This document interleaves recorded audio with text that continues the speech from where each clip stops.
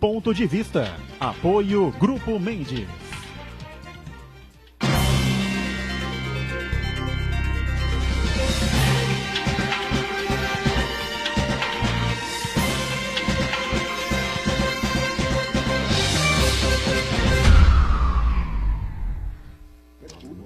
Olá, começando aqui mais um Ponto de Vista, sempre com você, neste horário da 1h30 da tarde, tradição da discussão política e sempre dos debates dos temas que formam aqui a nossa pauta da cidade e da região metropolitana, não é? E, claro, o debate aprofundado também, diariamente, dos temas e dos assuntos de interesse nacional. Lembrando a você sempre que a nossa reprise acontece também de segunda a sexta, sempre aqui na Santa Cecília TV, a partir das 20 horas. 8 da noite. Enquanto rola a Copa do Mundo, não é? Aqui no nosso mundinho, uma série de situações vão acontecendo, muita gente não vai se ligando aí, mas, por exemplo, algo que ganhou a mídia aí de uma maneira até surpreendente, né? Da maneira como foi o ocorrido, foi a libertação do ex-ministro José Dirceu, não é? Que é uma figura emblemática do Partido dos Trabalhadores, dos dois mandatos do ex-presidente Lula, responsabilizado aí por uma série de crimes, acusado aí de uma série de situações, mensalão, a questão do petrolão, enfim, tem dedo do José Dirceu em tudo, segundo os seus acusadores, né? E a última é que o juiz Sérgio Moro obrigou o José Dirceu a ir a Curitiba e obrigou o José Dirceu a usar as tais tornozeleiras eletrônicas. Mas aí no dia seguinte, o ministro Toffoli derrubou essa determinação. Isso gerou mais polêmica, uma brigalhada danada. E nós estamos aí no meio dessa situação toda, né? No meio da juiz de primeira instância, dos procuradores da Lava Jato e a queda de braço com os ministros do STF. Bom, mas a Copa do Mundo está rolando aí, a gente se divertindo com o show do Neymar ontem, né? Com o William de coadjuvante em cima do México e o professor Pardal, né? O Osório, acabou perdendo uma grande oportunidade de ficar de boca calada, né? Ao final da partida, da entrevista coletiva, disse um monte de besteira, um monte de bobagem, tá certo? Era mais fácil dizer que perdemos porque eles têm o Neymar, nós não temos, por isso que o jogo ficou desigual e o Brasil passou. Era melhor ele ter dito isso do que falar um monte de besteira que ele disse. Muita satisfação, a gente recebe com prazer aqui o Elias Jacó, advogado, promotor aposentado, que vai nos ajudar aqui a destrinchar todas essas confusões e polêmicas que temos aí no mundo judiciário, né, Elias Jacó? Prazer recebê-lo. Prazer todo meu, querido Edgar, estar aqui de volta, né, com você no nosso programa. O Marcos, sempre atento, sempre nos premiando com as suas observações, né? E hoje, de modo particular, você me fez dois acólitos aqui fantásticos, né? Posso falar o nome já? Não. O doutor Armando, que é um brilhante advogado, uma pessoa a quem a gente quer muito bem, né? E o famoso doutor Matheus também, que além da especialidade dele na área de execuções, que é hoje uma área, né, eu diria, crítica do direito penal, é um grande professor, um grande advogado, e eu acho que hoje a gente vai ter muito que contribuir. Espero que você não queira que eu faça nenhuma análise futebolística, porque ao contrário dos brasileiros em geral, eu não entendo absolutamente nada de futebol. Mas acompanho. Matheus Cury está lá na ponta, advogado, né, o conselheiro do Conselho Penitenciário do Estado, órgão do qual ele já foi presidente, e, evidentemente, acompanhando também, junto com a gente, todas essas situações aí, essas polêmicas colocadas na área do judiciário. Prazer recebê-lo também, Matheus, tudo bem? Oi, Edgar, tudo bem? Prazer é tudo meu. Obrigado mais uma vez pelo convite. Prazer imenso estar aqui com você, com o Marcos Santana, e dividindo a mesa com grandes amigos. O professor Elias Jacó foi meu professor, advogado de escola, então é uma oportunidade enorme estar aqui. O doutor Armando de Matos também, meu colega advogado, um grande amigo, um brilhante advogado, como todos nós advogados criminalistas, né, vive no dia a dia aí, batendo firme em posições para que possamos defender cada vez mais o Estado de Direito. Doutor Armando de Matos Júnior, voltando aqui ao Ponto de Vista, participando e colaborando com a gente. Tudo bem, né, Armando? Tudo bem, é um prazer estar aqui com você novamente, Boturão, com o Marcos. E hoje é um dia especial. O meu professor também, Curi, o meu professor Elias Jacó, Acredito que dos criminalistas aqui da cidade, os que são atuantes realmente, foi praticamente de todos, né? Quero crer que sim. Eu hoje tenho muitos professores, graças a Deus. Muitos mesmo. Tenho muitos. E o senhor é sempre procurado pelos colegas quando alguém tem alguma dúvida mais profunda e conversar com o senhor pela sua experiência, pelo seu conhecimento, é fato. Então é um prazer estar aqui ao lado do meu amigo Cury também, colega aí de jornada, de lutas. E o direito criminal é isso, todo dia é uma luta, todo dia é uma guerra nova. Muito bem, Marcos Santana lá na ponta, atento aí às redes sociais, às transmissões aqui do Ponto de Vista e a sua participação sempre importante com a gente também aqui. Tudo certo aí, Santana? Tudo certo, boa tarde a todos, boa tarde especial que nos acompanha ao vivo. Quero convidar você a participar do programa, mandando sua pergunta, crítica, sugestão pelo Facebook. Ponto de Vista com Edgar Boturão ou por e-mail, contato@pontodevista.tv.br. O programa também pode ser acompanhado ao vivo na internet, santaportal.com.br/tv. As edições anteriores ficam disponíveis também na internet, nosso canal no YouTube, nossa página no Facebook. E você que nos acompanha na reprise, às 20 horas, uma boa noite. Muito bem, para você que acompanha a reprise, nunca se esqueça, o programa é ao vivo e termina 1h30 da tarde, até a reprise começar, né? Uma série de coisas aconteceram já aí na República, né? Na combalida República do Brasil, onde ninguém reconhece mais o presidente, enfim, fica essa guerra de Brasil. A impressão que eu tenho é que, acabando a Copa do Mundo, né, a República vai ferver por conta das alianças partidárias, das convenções, enfim, aí a eleição estará escancarada para todos nós, apenas aguardando a votação que vai acontecer em 7 de outubro, no primeiro turno, né, porque parece óbvio, né, a única coisa que eu acho que é absolutamente certa é que teremos 2 turnos, eleição presidencial, 2 turnos na eleição para governador do estado de São Paulo. Mas as polêmicas continuam por aí, né? Quer dizer que o Zé Dirceu foi preso, foi solto corretamente, na sua visão, Jacó? E fica à vontade também o Armando e o Matheus para... Você hoje chamou 3 criminalistas para opinar, então você vai ouvir a mesma opinião, eu acredito, né?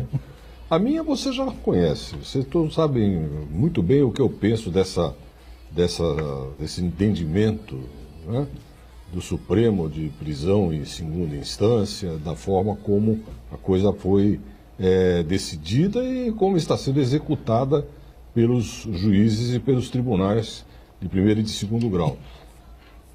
Eu tenho o único reparo que eu tenho a fazer com relação à decisão do Supremo, cuja qualidade ou cuja falta de qualidade eu já apontei várias vezes aqui, portanto, para mim não é nenhuma novidade, a fragilidade jurídica, o uso de pretextos, né, para fazer prevalecer o seu ponto de vista e não o direito. A única ressalva que eu faria, Edgar, seria exatamente o subterfúgio utilizado para burlar o entendimento do plenário do Supremo Tribunal Federal. Que foi o que aconteceu. O ministro relator, que já por si não recomenda, em razão das relações com o próprio Zé Dirceu, o Zé Dirceu não tem nada com isso, não é? Claramente demonstrou que estava usando um atalho, né, para tentar livrar lá o Zé Dirceu de uma prisão que se afigurava bastante longa, na verdade é essa. E o ministro relator, aliás, o ministro relator foi o Fachin, que também tem primado por uma visão punitivista absolutamente exagerada. Punitivista, você disse? Punitivista. Eu não posso chamar de outra coisa alguém que despreza totalmente prova de autos, que despreza totalmente pontos, aspectos constitucionais relacionados aos direitos individuais, né, para fazer prevalecer um ponto de vista que é dele porque ele reflete aquilo que a gente chama de opinião publicada. Eu não posso admitir isso no Supremo Tribunal Federal, sabe? De qualquer maneira, ele também usou subterfúgios, né? E tentou ainda, depois, quer dizer, isso não é digno do Supremo. Eu acho que eles tinham argumentos bastante ponderáveis para prender, para manter a prisão e para soltar o Zé Dirceu. As duas situações eram perfeitamente defensáveis. sob o ponto de vista do direito, do Estado Democrático de Direito. É bom esclarecer isso aos meus queridos amigos e às minhas queridas amigas que nos ouvem. Eu não estou fazendo referência a uma tecnicalidade. Quer dizer, quando eu falo em direito aqui, eu não estou querendo falar em norma jurídica, não estou querendo fazer uma interpretação. Eu estou dizendo Estado Democrático de Direito. Não é? O Estado Democrático de Direito não é feito apenas de normas incompreensíveis para os seus destinatários. É perfeitamente compreensível aos destinatários que o Estado Democrático de Direito deve ser o guardião das liberdades individuais e que as liberdades individuais só podem ser sacrificadas quando de fato se comprovar que o infrator se mostrou merecedor de uma resposta penal, não é, que o recoloque no respeito a esse Estado Democrático de Direito. Essa é a visão mais sintética, mais superficial, mas mais precisa que eu posso dar. E o Estado Democrático de Direito não convive com lutas, digamos assim, de posições político-ideológicas dentro do Supremo Tribunal Federal. Essa é que é a verdade, não é? Então ele foi solto? Ele foi solto porque se entendeu pela maioria, uma maioria já pré-estabelecida, não é? Que ele deveria ser solto. Agora, a fundamentação é que me preocupa. Porque possivelmente ele terá uma redução de pena nos seus acordos, é possível que se reveja a dosimetria. Isso acontece em todos os casos. E nós temos hoje mais de 20 mil pessoas presas em razão dessa decisão do Pleno do Supremo Tribunal Federal, e que a prisão em segunda instância se tornou uma prisão obrigatória, tá certo? E que também tem condições de provar sua inocência. E tem condições de provar que a sua pena pode ser reduzida. Eu mesmo tenho no meu escritório pessoas nessas condições. E que não chegam ao Supremo. E quando chegam, ouvem uma ministra ilustre dizer a verdade, que a decisão jurisprudencial não pode ser alterada de um dia para a noite. Não é? Agora, com o subterfúgio pode? Porque é o Zé Dirceu? Não, não é. E não é só o Zé Dirceu, porque saiu outro com ele. O tal do Genu, coisa parecida. Saiu com ele. Aí depois veio outra demonstração clara dessa visão punitivista que eu estou falando. Um juiz de primeiro grau resolve afrontar a decisão do Supremo Tribunal Federal e determinar condições para que o Zé Dirceu fique em liberdade. Então agora ele vai usar a tornozeleira. Vai nada. O Supremo Tribunal Federal liberou o Zé Dirceu. O Zé Dirceu vai aguardar os julgamentos dele enquanto prevalecer essa liminar em liberdade, e não em liberdade restrita. Liberdade que nós chamamos no direito de liberdade desonerada. Ninguém tem o direito de mexer nisso, a não ser que o próprio Supremo reveja esse ponto de vista. Veja quantas contradições, quantos paradoxos, né? Ou seja, está todo então, mundo errando. Eu não posso dizer que o Zé Dirceu tem que ficar preso. Eu estou tratando de um ser humano, eu não quero saber quem é. Como diz o Marco Aurélio, embora aí de vez em quando se diz, o processo tem capa, não tem nome. Que é isso? Muito bem. Matheus Cury e Armando à vontade. Está todo mundo errando de todo jeito por qualquer coisa. É isso que eu estou entendendo? Eu só fico preocupado só com uma coisa, aproveitando as palavras do mestre, do professor Elia Jacó. O problema é que o nosso cliente, que não é aquele da Lava Jato, é aquele cliente de outros casos, a família... Menos famosos, vamos assim dizer. Acho que o professor também comunga com essa ideia, o Cury também. Só fala, escuta, por que meu processo não anda nessa velocidade? Sim. Por que a minha liminar não é julgada tão rapidamente de um dia para o outro? Aí você tem que explicar que são casos emblemáticos e que figuras da República estão envolvidas. E existe também uma vaidade entre esses poderes. Então aquele sujeito que foi preso pelo crime tal, pelo outro crime, mas por que não anda tão depressa? Cury, eu tenho um mandado de segurança para tentar reintegrar um ex-funcionário da União, 8 anos, perdemos a liminar, para julgar o mérito, 8 anos. Quando nós não conseguimos a liberdade através de uma liminar no STJ, no STF, quando conseguimos, maravilhoso. Mas quando nós não conseguimos, para julgar o mérito, demora às vezes 1 ano ou mais. Estou falando sério, 1 ano para julgar com habeas. E o sujeito está desempregado? Tá... Não, o sujeito sem renda, às vezes até perdeu o emprego, né? Porque é funcionário público, porque trabalha numa empresa. Mas vamos deixar esse problema do emprego de lado. Eu digo a segregação da liberdade dele. E aí, como tá preso? Tá preso. Tá preso. Tá preso. Se você não ganha a liminar, ou seja, quando o ministro, relator, ele monocraticamente fala assim, isso aqui é caso de liberdade. Quando você não ganha isso, Marcos, 6 meses, 1 ano, às vezes até mais, para julgar um habeas corpus. Então, a família do seu cliente começa a escutar, mas por que nesse caso aí especial, por exemplo, do Zé Dirceu, foi colocado em liberdade? Por que o outro também? Os habeas são julgados rapidamente. O do meu marido, do meu filho, do meu companheiro, não é. Aí você não tem explicação. Ou não, Matheus? Bom, ratifico plenamente as palavras do doutor Elias Jacó e do doutor Armando. Realmente,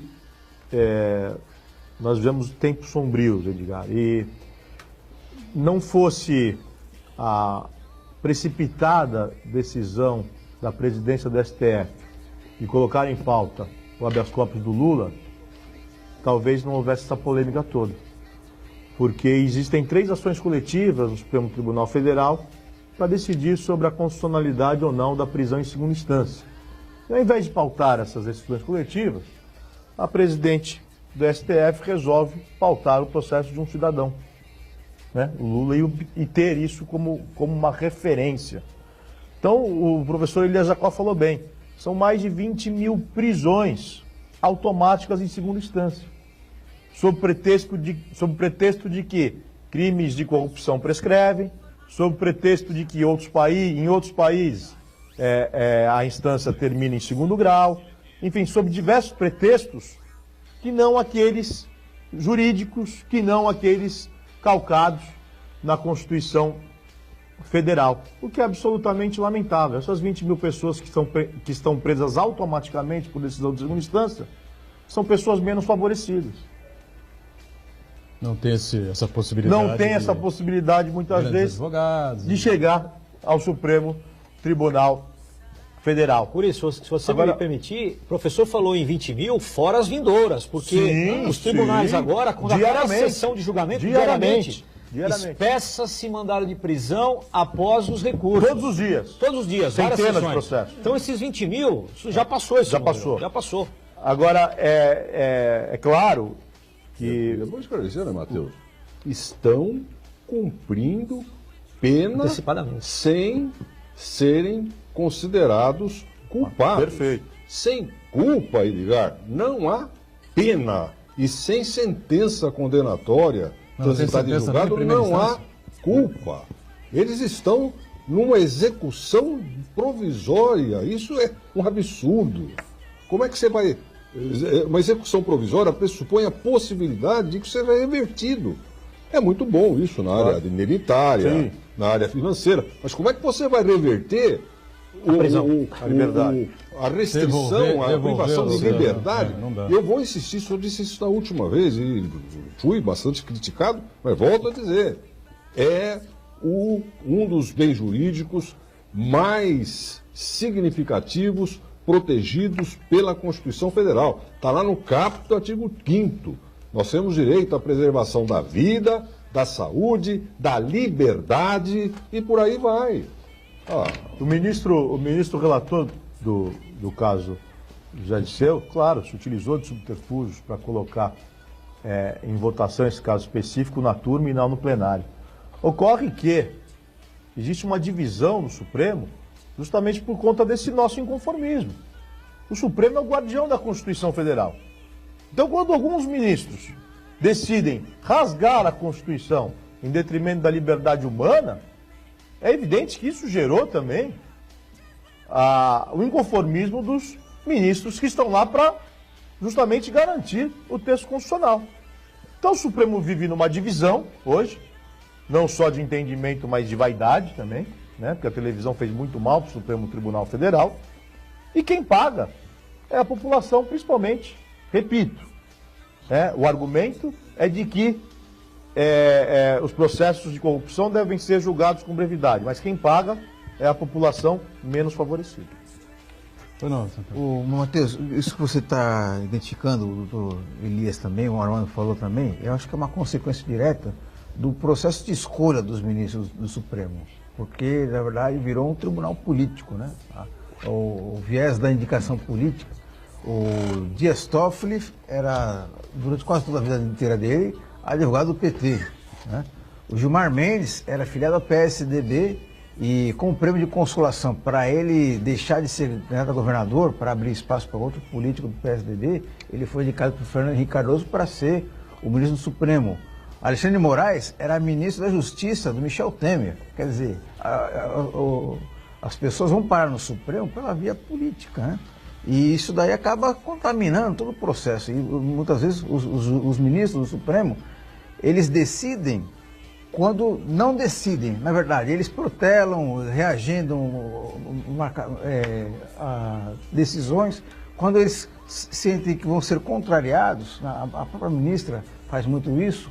Eles deixam de tomar uma decisão para manter os seus pontos de vista, né? E a Folha de São Paulo fez um levantamento interessante. Dos 132 mandados de prisão da Operação Lava Jato no Rio de Janeiro, foram pedidos habeas corpus, 90 foram autorizados. Desses 90, 30 do Gilmar Mendes, sendo que a maior parte desses aí são pessoas do círculo de convivência dele, que não se sentiu impedido para tomar decisão, né? O caso lá do magnata do transporte coletivo, né? Que ele é o compadre dele, e assim por diante, né? E isso daí remete à pergunta do Paulo Henrique Farias. Ele pergunta o seguinte: o ministro do Supremo pode sofrer impeachment? Caso sim, caso positivo, quem pode dar início a esse processo? Vamos deixar para o próximo bloco, né? A gente faz um rápido intervalo e voltamos com esse questionamento do Paulo Henrique Farias. Já, já.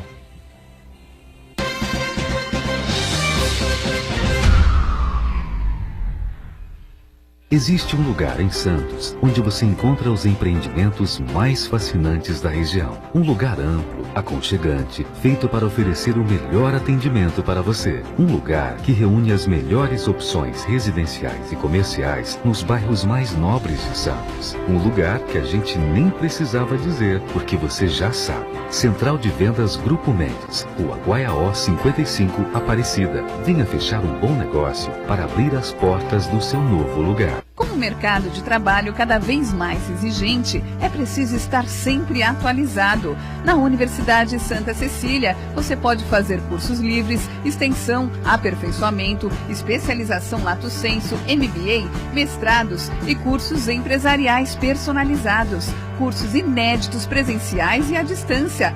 Faça pós Unisanta, ganhe até 25% de desconto na mensalidade. Inscreva-se já, unisanta.br/pós-graduação. O livro das arquibancadas, a Presidência 2002 de Marcelo Teixeira, está à venda na Unisanta com preço promocional de lançamento.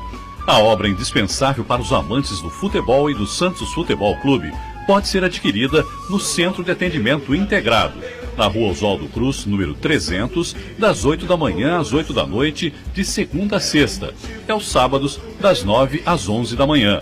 Se você quiser, pode pedir pelo e-mail tesouraria@unisanta.br e receba por Sedex, ou nas livrarias Nobel, Martins Fontes e Realejo em Santos. Das arquibancadas, a Presidência 2002 de Marcelo Teixeira. Adquira o seu agora mesmo.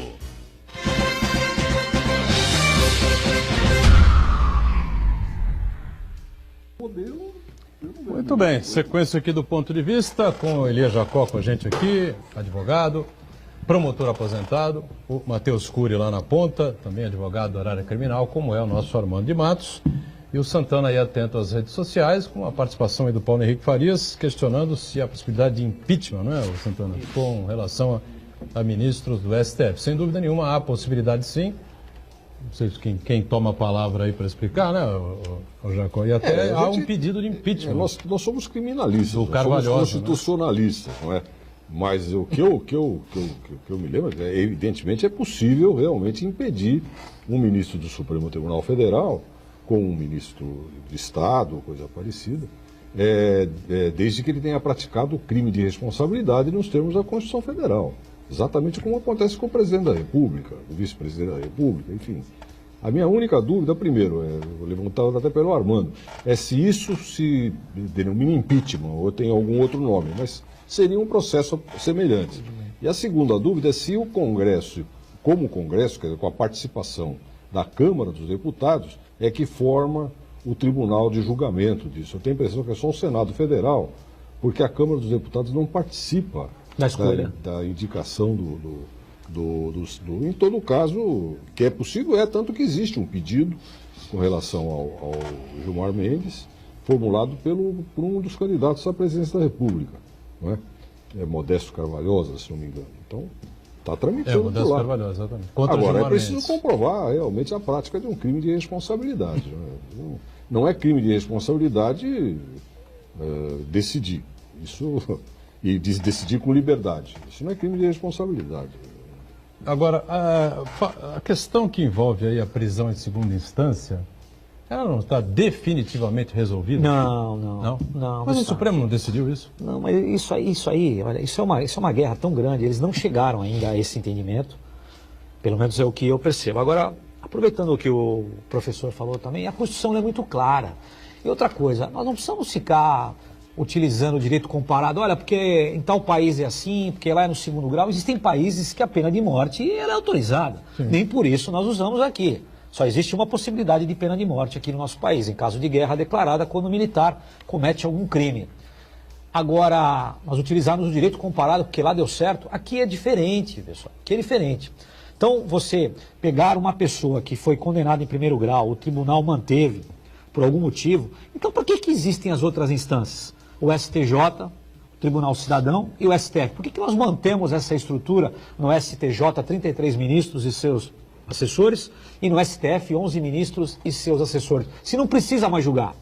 O julgamento é importante. Você não faz mais prova, você não utiliza mais a prova no STJ e no STF. A prova já foi constituída.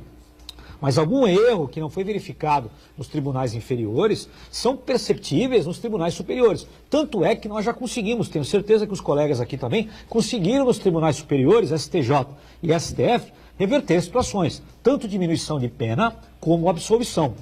Então, se nós não precisamos mais desses tribunais para a parte criminal, não precisamos mais mantê-los. Então, isso não está sedimentado ainda. Bom, e vamos decidir isso quando? Né? Porque ninguém entende mais nada, viu?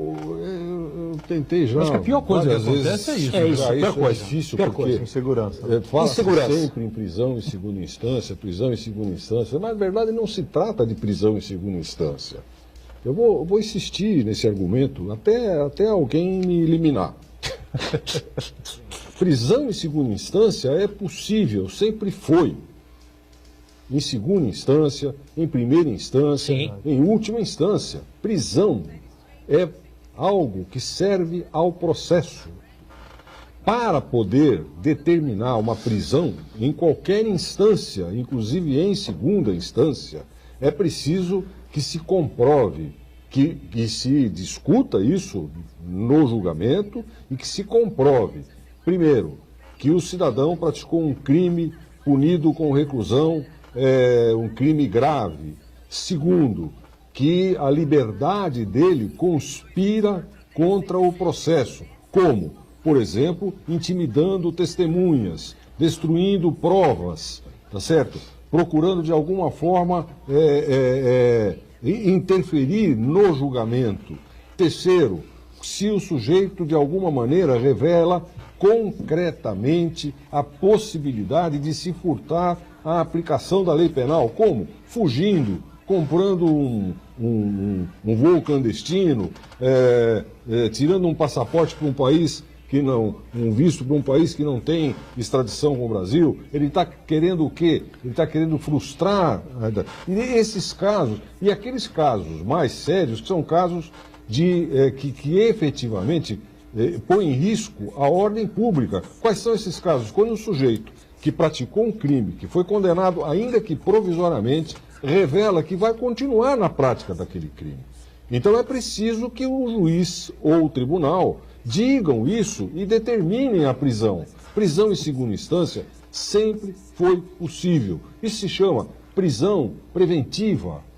O que se tem decidido é a execução provisória da pena. que é outra coisa. Sim. É recolher o sujeito ao cumprimento de uma pena privativa de liberdade. É interessante que eles não aplicam isso para as penas restritivas de direito. É verdade. Apenas para as penas privativas de liberdade, tá certo? Tão só sob o argumento de que não se discute mais prova. É mentira. Esse argumento é mentiroso. Nos recursos especiais e no recurso extraordinário, você não discute a prova posta nos autos, você não vai fazer mais prova. Mas você pode discutir a validade da prova. Você pode dizer essa prova que foi feita e que serviu para que o tribunal condenasse é uma prova nula, que foi feita contra os ditames constitucionais ou legais. É uma prova ilícita, é uma prova produzida com defeito. Ela não pode gerar uma decisão válida. Isso é discutir prova.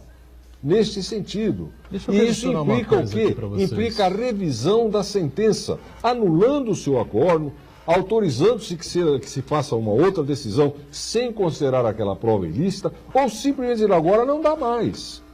Agora, a culpa disso não é do condenado, não é do recorrente, é do Estado. Nulidade de prova, vício de prova, é pena que se impõe ao Estado juiz e ao Estado promotor porque não souberam fazer a prova. Há algum tratado... Agora, onde é que está escrito que não se discute prova, meu Deus do céu? Há algum tratado internacional que o Brasil seja signatário? Tratado da Costa Rica. Que para diz o seguinte, não se pode iniciar a execução sem uma sentença. Ponto. A Constituição Federal do Brasil fala claramente, não se considera culpado senão em virtude de sentença. Considera-se, é diferente. Uma coisa é você falar em presume-se a inocência. Uma presunção admite prova em contrário. Outra coisa é você dizer, como diz o Constituinte brasileiro, foi isso que nós quisemos na Constituição Federal. Para isso nós legitimamos a formação da Constituição. O sujeito não é presumidamente inocente, ele é considerado inocente, isto é, ele é inocente. Agora, se ele está fazendo o que fez, por exemplo, o Lula, já que se quer fulanizar, vamos fulanizar. Uma vez decretado, uma vez estabelecida a condenação dele, ele que teve 3 ou 4 dias, privilégio, né? Concedido pelo juiz para se apresentar. Nesse período, ele insuflou a população contra o judiciário, contra as autoridades constituídas. Ele foi para comício. Isto é pôr em risco a ordem pública. Ele devia estar preso? Devia. Não para execução provisória da pena, mas por prisão preventiva para garantia da ordem pública. Mas não é preventivo. Preventiva. Mas não, no caso dele? Não. Se aplicou a tal da execução provisória, porque o pessoal embanana tudo. Agora, minha obrigação, como professor, tá certo? De direito penal, não sou professor de direito tributário, eu sou professor de direito penal. Eu trabalho com um direito que é um direito que é calcado em garantias, tá certo? Eu não posso de jeito nenhum me calar, desculpem, inclusive a ênfase, né? Parece que o pessoal se queixa de que eu vou contra a opinião pública. Vou. O que eu posso fazer? Tá certo? Você tem que ir a favor daquilo que está escrito. Que culpa temos nós no código, se o Supremo Tribunal Federal resolveu se fulanizar? Porque é o Gilmar Mendes, porque é o Lewandowski, e todo mundo esqueceu do Barroso, porque o Barroso também está fazendo um monte de bobagem lá, tá certo? Está falando que não há aborto até o 3º mês, tá certo? Está falando que a presunção de inocência não é contrária à prisão em 2º grau, tá certo? E foi advogado do tal do Batiste, tá certo? Também. Então, essa fulanização é que está estragando de vez isso. Eu estava dizendo no intervalo. Nosso modelo de Supremo Tribunal Federal é calcado no modelo americano. No modelo americano, os ministros do Supremo Tribunal Federal, a Suprema Corte Federal, que só trata de assunto constitucional, são de escolha e indicação do presidente da República. E o presidente da República os escolhe segundo uma coloração partidária. Escolhe republicano, se é republicano que está no poder, escolhe democrata, se é democrata que está no poder. A composição atual do Supremo Tribunal Federal, são 9 membros, é de 4 ministros ditos conservadores, que são republicanos, e 4 ministros ditos democratas, que são indicados por presidentes democratas. Um 5º ministro, que embora republicano era o fiel da balança, acaba de se aposentar com 93 anos. Lá é vitalício, não tem esse negócio de mandato, não. Ele pode ficar lá até morrer, né? A única possibilidade que existe é ele ter um mal de Alzheimer e alguém decretar o impedimento dele. Esse ministro sai. Então o que é que explora, o que é que especula o povo norte-americano? Que o Trump, como é republicano, vai desequilibrar a balança. Vai ficar 5 republicanos contra 4 democratas. É algo que está na própria formação do Supremo. E ninguém diz que o Supremo Tribunal Federal norte-americano é partidário, é isso. Eles se equilibram, só que as decisões deles não são ditas, não. Eles vão para uma salinha fechada, tá certo? E só sai de lá aquilo que foi a emenda da decisão. Mas quem matou a charada aqui foi o Cury no começo do nosso programa. E ele falou exatamente, o problema é o espetáculo. Antigamente não era assim. Os votos eram menores, professor, muito menores. Hoje eles leem verdadeiras teses de mestrado. O laudo, 2 horas dando voto. 2 horas dando voto. Uma coisa que é para falar em 15 minutos. O colega ao lado dorme. O sujeito já vai com aquela gravata mais bonita, o corte de cabelo e tal. Por quê? Porque ele quer aparecer. Porque um é dono de faculdade, não sei aonde, o outro é escritor. Então o que acontece? Só as palestras dessa gente. Sim. Mas quando eram pessoas, olha, quem que é ministro mesmo do STF? Tem um tal de Pertence, Sepúlveda. O pessoal sabia, mas não conhecia. Hoje não, são pessoas que se andarem na rua, todo mundo conhece. É capa da Veja, é capa das grandes revistas, estão no Jornal Nacional, nos grandes jornais, todas as noites. O que acontece? A vaidade. O camarada fica vaidoso, ele fica vaidoso. E isso atrapalha, porque os votos, como eu disse, não eram tão longos e não existia tanta intriga entre eles. Hoje aquilo é um lugar de combate. Ontem no Roda Viva se debateu isso. Sim, eles ficam brigando, se xingando. As matérias mais comezinhas, quando o adversário vota no outro vota no sentido da 6-5. Eu nunca vi isso. Às vezes, questões absolutamente irrelevantes, do seu ponto de vista no jurídico, estão lá, é fácil decidir, constitucionais. Outra coisa, eles extrapolam a constitucionalidade e vão para um ativismo que não é. Olha, para passar dizer o seguinte... Estão legislando, né? Querem legislar. Estão legislando. Eu não sei qual ministro, acho que é o Barroso. Usurpando o Lewandowski. Função legislativa. Está convocando uma audiência pública, Edgar, para discutir a privatização. Ele já pediu uma liminar proibindo privatizações sem a oitiva do Congresso Nacional, o que é uma delimitação clara ao poder da administração. Agora, o que ele faz? Como é uma liminar, ele vai ter que decidir, ele convoca para agosto uma audiência pública. O que é isso? Se vai discutir a forma, o modo, a autorização para privatizar dentro do Supremo Tribunal Federal? O Fux também estava pilotando. O Fux está fazendo isso com o tal pilotando com a questão dos preços de combustíveis também, né? Também não é função dele. Não é função dele, claro que não é. Não é função dele. Ele aparece lá com as lideranças de um lado, as lideranças de outro, enfim, né, Matheus? E ao contrário do que afirma o ministro Barroso, não é função do STF não legislar quando a Casa Legislativa não faz. Não é função do STF legislar. Isso é usurpação de poder. Não pode legislar. Tem que cumprir fielmente o texto constitucional. O professor Elias Jacó falou muito bem. O que se coíbe, e sempre se coibiu, é a prisão automática. Não é questão de ser prisão em segunda instância ou não. É questão de estarem presentes os requisitos da prisão preventiva ou se ter uma decisão condenatória transitada em julgado. Quando se tem uma sentença penal transitada em julgado, essa prisão pode ser automática. Se assim for decidir em sentença. Agora, quando ainda não transitou em julgado a decisão, ou seja, quando ainda pende recurso, qualquer recurso que seja, a prisão se torna automática. O que é inaceitável. Prisão automática é inaceitável. Cury, é que a nossa Constituição agora, em outubro, completará 30 anos e o pessoal acho que esqueceu já, né? Sim. Que ela existe, que ela foi impressa, que ela está aí. O pessoal esqueceu. É muito claro após o trânsito em julgado. O pessoal precisa aprender o que é trânsito em julgado. Considera-se. Eu insisto nisso.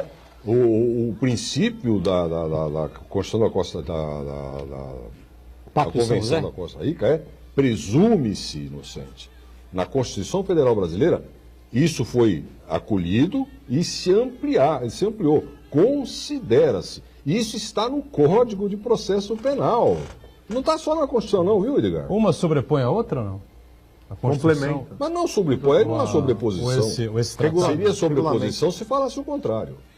Aí prevaleceria aquela que corresponde à liberdade.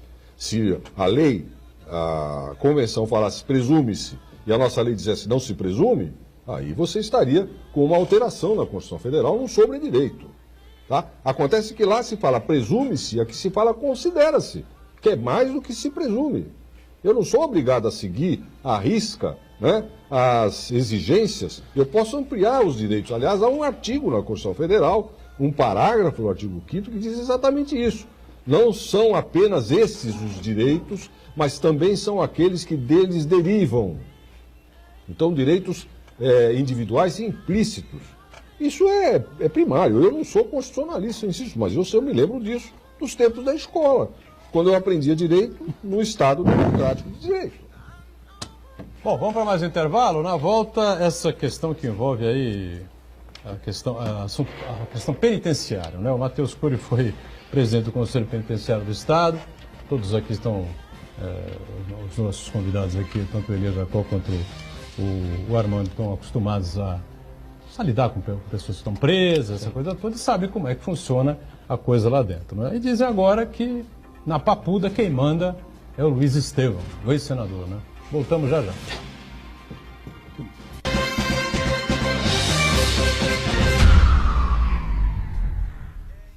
Existe um lugar em Santos onde você encontra os empreendimentos mais fascinantes da região. Um lugar amplo, aconchegante, feito para oferecer o melhor atendimento para você. Um lugar que reúne as melhores opções residenciais e comerciais nos bairros mais nobres de Santos. Um lugar que a gente nem precisava dizer, porque você já sabe. Central de Vendas Grupo Mendes, Rua Guaiaó 55, Aparecida. Venha fechar um bom negócio para abrir as portas do seu novo lugar. Existem empresas que saem das crises antes das outras. Anuncie na Santa Cecília TV. Ligue 3202-7107.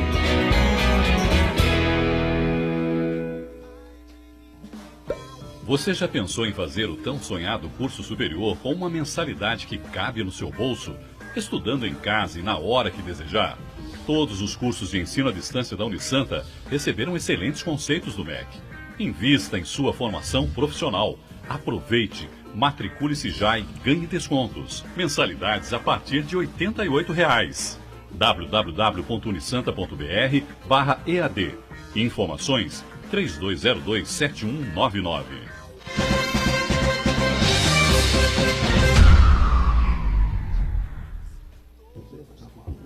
Muito bem, a sequência aqui do nosso ponto de vista, eu abro o espaço lá direto ao Matheus Cury, né? Que presidiu o Conselho Penitenciário do Estado. Antes do Matheus, o Santana descobriu ali uma legislação que trata da possibilidade de impeachment de ministro do STF, é isso? Isso, rezei para Santo Google, ele me informou que existe a lei 1079 de 1950, que é a lei do impeachment.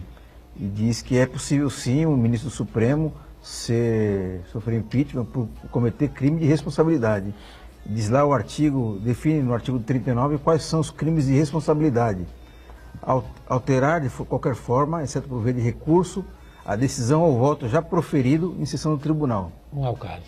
Proferir julgamento, quando por lei, seja suspeito na causa. Ah, sim. Exercer atividade político-partidária. Mas aí fica um tanto quanto difícil de se identificar, né? De provar. Fazer Identificar a se identifica, provar. Provar é subjetivo, né? Subjetivo. É complicado. Tem mais. Ser patentemente decidioso no cumprimento dos deveres do cargo e proceder de forma incompatível com a honra digna e decoro de suas funções. Bom, é isso mesmo. Matheus Cury, dizem que na Papuda quem manda é o ex-senador da República, Luiz Estevão, né? Bom, ele é visto com roupa de academia, né? Correndo, essa coisa toda e tal, e está preso, ou supostamente está preso, né? Não sei se abrem lá a cela dele lá para ele fazer atividade física, ou se ele sai para tomar um café lá em algum lugar, em Brasília, em algum lugar, lá, algum bairro mais afastado, se ele vai passar o final de semana em casa, sei lá o que acontece, né? E dizem que o Zé Dirceu se prevaleceu, né, desse poder aí do Luiz Estevam para se comunicar com pessoas fora e tal, né? Pois agora depois não precisou mais porque o Zé Dirceu tá liberado. Mas diga, Matheus. Bom, precisamos saber primeiro qual o regime de pena que o Luiz Estevam está cumprindo atualmente. Eu não tenho certeza se é o regime fechado ou semiaberto. O regime semiaberto ele é mais liberal no sentido de que o preso só se recolhe à cela durante o período noturno, né? E proporciona a possibilidade de saídas. Não sei se é o caso. Tá? De qualquer forma, sempre tem alguém que manda na cadeia que não o Estado. Lamentavelmente é assim no Brasil todo. Né? Lamentavelmente o Estado está ausente do sistema penitenciário. Como está ausente das periferias, isso faz com que alguém tome conta. Né? No sistema penitenciário paulista, poder paralelo. Né? Então, nesses sistemas penais, onde se tem pessoas com maior poder aquisitivo, com certeza, né, essas pessoas tomam conta do sistema penal por absoluta ausência do Estado. E quando eu falo ausência do Estado, é ausência de política, corrupção, uma série de fatores que, somados, evidenciam essa ausência. Então, lamentavelmente, o sistema penitenciário brasileiro ainda atravessa essa fase, ainda vive dessa forma, né? E o Estado não tem condições, quer dizer, deveria ter, né? Mas não tem condições, não interessa ao Estado tomar conta do sistema prisional, ficando aí nas mãos de poucos esse poder. No caso da Papuda, do senador Luiz Estevam, que é ex-senador Luiz Estevam, que é absolutamente lamentável. Agora, tem prisões, presídios, enfim, né? Estabelecimentos prisionais, penitenciários aí pelo Brasil afora que vivem em situação explosiva, né? Vira e mexe, tem uma confusão, tiro, gente sendo decepada. Aqui em São Paulo, por conta, facções, como enfim, disse o colega Cury, por falha, por ausência essa palavra, do poder estatal, as facções criminosas tomaram conta dos presídios e determinaram que isso não ocorresse mais. Claro, isso tem um preço. Alguém vai pagar essa conta. Menino recém-ingresso no sistema prisional, ou ele parte para uma dessas facções, ou ele fica ali sem ter proteção, sem poder se comunicar, sem poder fazer consumo de substância entorpecente, etc. Ao passo que quando eles fazem parte dessas facções, eles têm ali algumas prerrogativas, vamos dizer assim, que os outros não têm. Só que tem um preço, porque quando ele sai de lá, ele precisa fazer alguma coisa, executar alguma ação que foi determinada. Culpa do próprio Estado, isso aconteceu lá nos anos 70, no Rio de Janeiro, na Ilha Grande, quando misturaram presos políticos com bandidos. Pessoas que pensam, que sabiam ler, que já tinham lido Karl Marx, com bandidos fortes que assaltavam um banco. Essas pessoas se misturaram e criaram o Comando Vermelho, nos anos 70. Começaram a usar o cérebro, falaram, escuta, tem de matar, tá fora, vamos fazer outras coisas, vamos ganhar dinheiro, vamos sequestrar, vamos vender droga. Aí criou-se o crime organizado. Isso, no final dos anos 80, por falha do governo do Estado de São Paulo, criou-se o primeiro comando da capital. E outros pelo país, cada estado tem o seu nome aí. E saiu uma matéria... Diz o Drauzio Varela que explodiu, que criou-se efetivamente o PCC após o massacre do Carandiru. Sim, 92. Foi a gota d'água para... 92. E quando eles precisavam reivindicar alguma coisa, eles se uniram. Criaram como se fosse um sindicato, vamos assim dizer, né? Exato. Lógico, sem a comunicação das vias, etc. Mas criaram, se organizaram e hoje o Estado tem medo dessas facções. A prova disso foi em 2006, nós que estamos aqui nessa mesa, todos passamos por isso, os telespectadores que têm aí 20 anos, 15 anos de idade para frente, lembram disso. Em 2006, não me lembro o mês exatamente, professor, acho que foi maio, uma coisa assim, a cidade parou, a Ana Costa, 3 da tarde, parecia dia de jogo de Copa do Mundo final, não havia ninguém na rua, plantou-se o medo, até a polícia tinha medo, o Poder Judiciário fechou o fórum, o poder público fechou todos os prédios, foi todo mundo para casa, porque iniciou-se uma guerra. Então ali foi um marco. Depois, isso está sendo explorado agora em campanha, isso eu não sei se é verdade, estou só passando porque li que o Estado fez um acordo com essas pessoas para que parasse esses atentados em delegacias contra policiais, etc. Tanto é que aqui em São Paulo não se mata tanto como se mata no Rio de Janeiro. Aqui se mata policial? Lógico que se mata, muito, mas não como no Rio de Janeiro. Teriam feito um acordo para que isso não acontecesse. O que é? É a plena ausência do Estado. Com relação ao sistema prisional, nós estávamos discutindo isso aqui, nós estamos terceiro no ranking no mundo.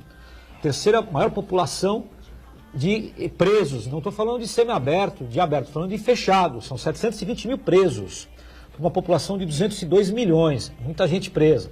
Existem pessoas que estão cumprindo pena de forma degradante. Apareceu até uma matéria aí, outro dia, um preso condenado por furto, 2 anos, ele 11 anos na cadeia, sem ser interrogado, num estado desses aí, não sei qual. Então, agora com as defensorias públicas, isso vai mudar. Tenho certeza que vai mudar, porque o Estado precisa se mexer. Mas existem pessoas que estão presas hoje que não merecem, não precisam ficar presas. Esse é o meu entendimento. Diga, Santana. O Lídio Vieira Braga acompanha a gente e faz uma observação aqui, a opinião dele. Criminoso tem que ficar afastado da sociedade. Criminoso tem que ficar afastado da sociedade. Esses advogados estão errados ao defender soltura de condenados em segunda instância. Não vai defender a soltura de condenados em segunda instância, em primeira Nós defendemos instância, a Constituição. Né? A explicação aqui é clara. O que está escrito na Carta Constitucional, a Constituição Federal do Brasil, tem que ser cumprido. Especialmente por quem está lá para simplesmente ler e defender aquilo que está escrito na Carta. Eu concordo com ele. Mas também tem que provar que o cara é culpado, né? O criminoso tem que ficar afastado da sociedade. Essa é uma premissa Após o básica do direito. O direito faz isso desde que superou aí o período de vingança, não é? Exatamente para racionalizar a disciplina social. É lógico. O criminoso tem que ficar afastado da sociedade. Acrescentou-se na sociedade civilizada, o criminoso que não precisa ficar afastado da sociedade, entretanto, deve ter a sua liberdade restrita através de medidas adequadas para que ele se reintegre à sociedade, que são chamadas penas alternativas. Isto, eu não tenho dúvida nenhuma, ele está absolutamente certo, viu? Agora, só avise-o, né, que eu fui promotor durante 30 anos, tá? E durante 30 anos eu falava a mesma coisa que eu estou falando agora. Não tem nada a ver isso de advogado, não, rapaz. Deixa disso. O advogado trabalha para o seu cliente, porque é fundamental que todas as pessoas que eventualmente estejam às voltas com a justiça tenham uma assistência suficiente e capaz para evitar a tirania do Estado. Senão você, viu, é capaz de alguém pegar você amanhã, viu? Como muitos desses que foram pegos agora sequer imaginaram que um dia seriam pegos pela tal história da prisão em segunda instância, viu? A gente, quando começa a ceder a autoritarismo, a gente sabe como começa, mas não sabe como acaba. E para resistir ao autoritarismo é que existem os operadores do direito, entre os quais, atualmente, eu me incluo. Aliás, atualmente já faz quase 20 anos, mas eu passei 30 como promotor. Eu jamais, como promotor, deixei de me preocupar com a dignidade da pessoa, que, por sinal, não fui eu que inventei, nem o Matheus e nem o Armando. Foi a Constituição Federal. A dignidade da pessoa humana é um dos pilares constitutivos do Estado Democrático de Direito brasileiro. Está na Constituição Federal, tá certo? Agora, quem é que vai defender o Estado Democrático de Direito? Aquele que só pensa em botar na cadeia? Aquele que só pensa em condenar? Não é isso? É esse que tem essa boca torta, né? Dalanhosa, né? Sei lá, de alguns deformadores da ideia do Ministério Público Federal, de alguns juízes que se julgam paladinos, iluminados, como diz o nosso amigo Barroso, de novo. Olha, se não tivesse o advogado, meu querido, nós estaríamos hoje vivendo a mesma barbárie que vivíamos há 500, 600 anos atrás, viu? Que o advogado era indicado pelo rei. olha, você vai botar aquele sujeito na cadeia, ou no ergástulo, ou no cadafalso, ou na forca. Para isso é que servia o advogado naquela época. Matheus, por não. Talvez se o Supremo esperasse mais um pouquinho nessa decisão do ex-presidente Lula, não teria tanta confusão. Quanto mais tempo demoraria para transitar em julgado? Com a velocidade que estava imprimida naquele processo? 3 meses, 4 meses? Talvez um ano. No máximo.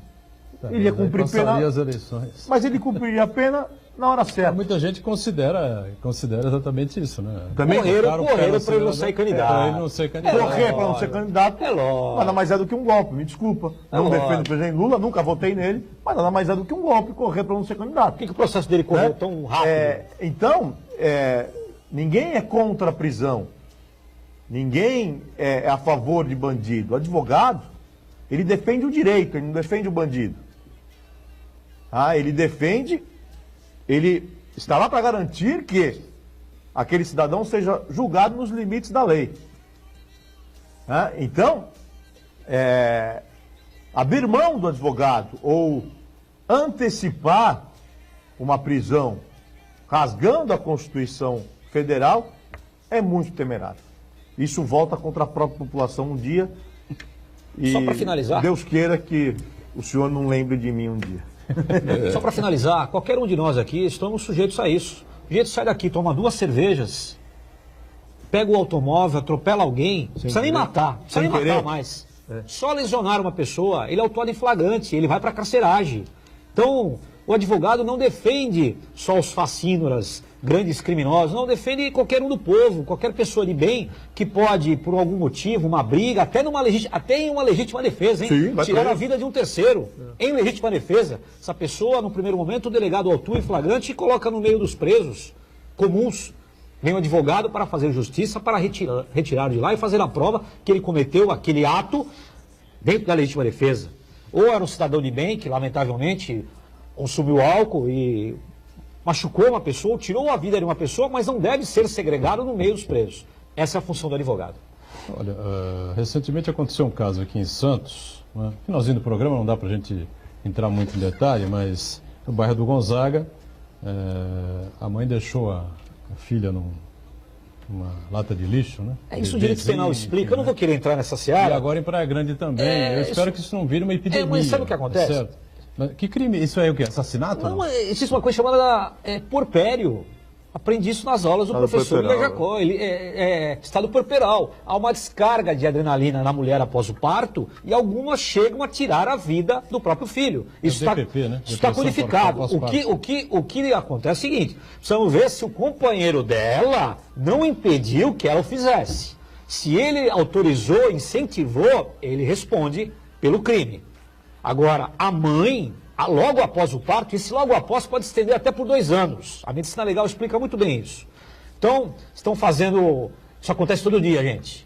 Todos os dias. É que agora estão pegando e aconteceu esse aqui, aconteceu na Praia Grande, em São Paulo outro dia, e a imprensa está mostrando. Mas aborto e a morte após o parto acontece todos os dias, no mundo todo. Por isso que o Código Penal de 40 inseriu isso.